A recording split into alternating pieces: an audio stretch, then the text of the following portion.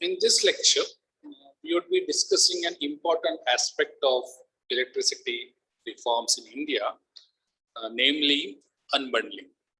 So we would be trying to figure out why exactly this unbundling aspect came up in this Indian reform context. What is this unbundling, and whether unbundling necessarily reforms the electricity sector? So this is the agenda of today's discussion. What is unbundling? As we had seen elsewhere, unbundling of state power utility has been a crucial agenda of the electricity sector reform in India. And by unbundling, which is also mentioned in our Electricity Act 2003, what we mean is we break down the vertically integrated state power utility into different companies. For example, we can break down the vertically integrated state power utility into a generation company, into a transmission company, and into a distribution company. The generation company would then be responsible for generating electricity. The transmission company would be responsible for high tension power transmission, and the distribution company would be responsible for distributing the electricity to the consumers at the consumer end. So the functions which were earlier performed by a bundled state power utility would henceforth be performed by an unbundled unit, namely a GENCO, a TRANSCOM, and a DISCOM. For example, after reforms, the State Electricity Board in Maharashtra, which was called as Maharashtra State Electricity Board or MSEB, was unbundled into MahaGenco, MahaTranscom, and MahaDiscom. Okay. Similarly, in Andhra Pradesh, the Andhra Pradesh State Electricity Board is no longer the State Electricity Board. You would have AP Genco, AP Transco, and AP Discom. Okay. So this happened to all the state electricity boards in India, right? So this unbundling, as you see, is an essential feature of the electricity reform which happened in India. So why has this unbundling happened? Okay, so let us discuss this in a moment.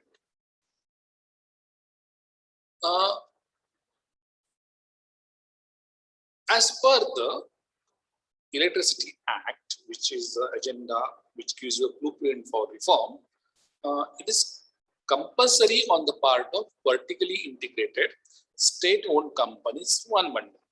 However, interestingly, the same act, it allows the distribution licensees to take up generation of electricity.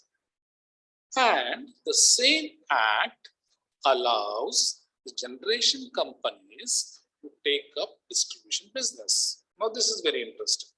Let us say, for example, in Bombay region, we have Tata Power, which is into the distribution of electricity. So the same Tata can generate its own electricity, transmit its own electricity, and distribute its own electricity. So it does not prevent the Tata, which is the distribution licensee, to generate and transmit the electricity. Okay. Or let us say there is another power plant which is owned by Reliance, a gas power plant. So it is allowed to take up transmission and distribution. So the Electricity Act does not prevent them to get into the distribution business. However, interestingly, the vertically integrated state-owned companies are to unbundle. It means that they would no longer be allowed to keep the distribution function as well as generation function in their own hands. There would be three different companies doing the three different jobs. So there would be independent companies. Now, how can this be understood? So to understand this, we need to ask some intelligent questions. First question is whether being bundled together is the root cause of losses and unviability of state electricity boards. This is the first question we need to ask. The second question we need to ask is, what is the experience of successfully integrated, vertically integrated utilities abroad? And the third question is whether unbundling would facilitate private investment. If we answer these questions correctly, we would be then in a position to understand why this unbundling is a part of the reform of state electricity sector, the electricity sector in the state as well as in India. Okay, so as we had discussed in the earlier lecture, the root cause of losses and unviability of state electricity boards have nothing to do with it being a vertically integrated unit.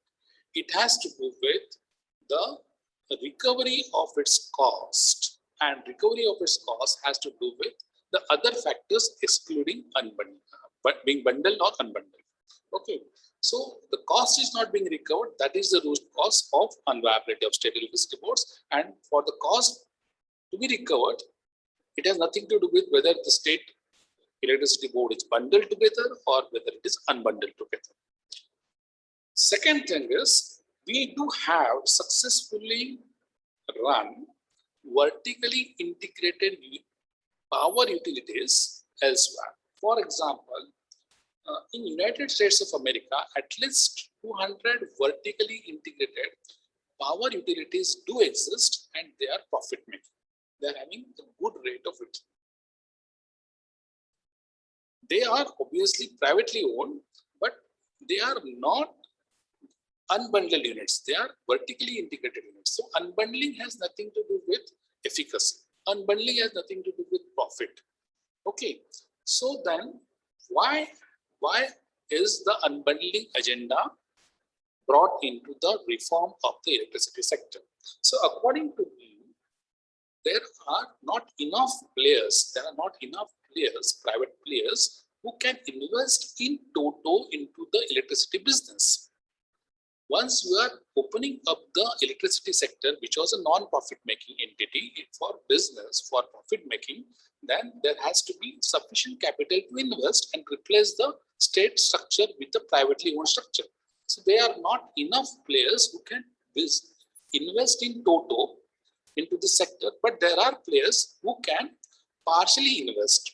So for partial investment, we need to have an unbundled structure. So some people can invest in generation, part of generation, some people can invest in part of distribution, and so on. So for a private entry, it helps if the structure is unbundled and it is no longer the monopoly of the state structure. So the principal reason for unbundling of power utility is to make that state power utility into a profit-making utility and to encourage private investment into that thing. Okay, so the reform of unbundling of state power utility, which has been done in India, has nothing to do with the efficacy of unbundled structures being more than the bundled structures, and we do have a lot of experience of vertically integrated utilities who are profit making. Okay, so the reason for the reform in terms of unbundling of state electricity board into different companies can be explained and understood only if we understand that it is an attempt to encourage private investment in the electricity sector. I hope that clears the concept well. Bye for now.